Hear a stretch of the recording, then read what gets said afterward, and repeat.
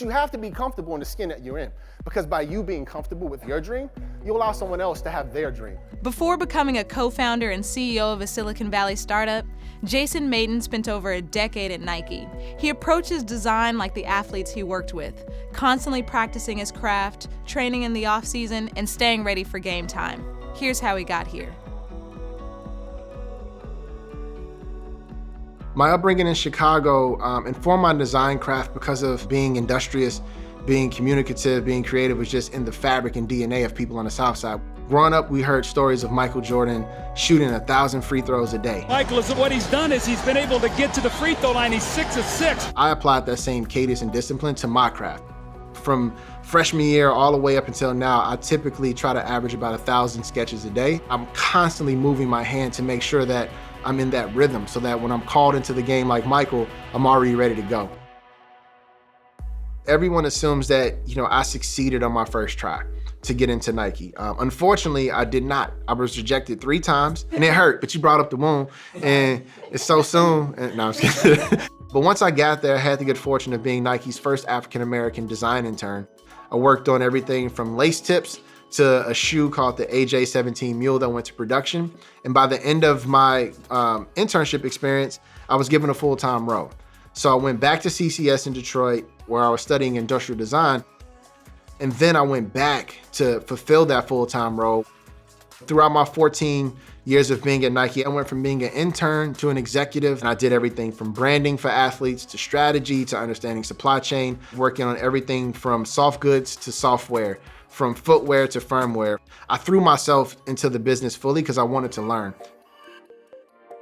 Along my journey in design, I had always desired to advocate for the creative voices that weren't present in the room when business decisions were being made. So I went and I applied for business school at Stanford Graduate School of Business. When I was working at Nike, I knew that I had a gift for working with athletes and working on physical product. It wasn't until I came to Stanford that I discovered that my process and how I thought was actually my true skill, and that was transferable to any industry.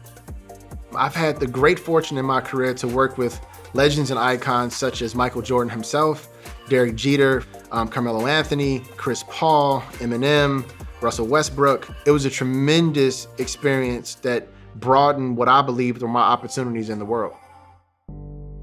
Most innovation is born from unfortunate circumstances. My son, had developed a health condition that made him not love who he was. And as any father would do, you put everything on the line for your family. So I walked away from my dream job. I went back to Stanford, worked as a researcher at the D School, and found solutions to help my son. And then I fell upon this idea. Super Heroic is a company that focuses on what we call multimodal play. So it's essentially trying to reinvent the way children interact with the built environment and the world in which they live. Some of the skills that I find very applicable and helpful in the design industry is the willingness to persist in the face of ambiguity. It's critically important that we run towards those question marks because that's where we find discoveries and breakthroughs and innovations that can change the world and change society. The lesson I would tell students is that no one is expecting you to be perfect, but people expect for you to be disciplined. Discipline is what wins games. The Chicago Bulls have won their 6th NBA championship. Discipline is what makes the difference between someone who succeeds and someone who doesn't. Also, be patient. So many of us are pushed to succeed rapidly. There's no such thing as an overnight success. There are people who've been in motion for years and we're just seeing the end result. So be patient with yourself, be patient with your process, always stay learning, and you'll have a very fruitful, enjoyable life and career.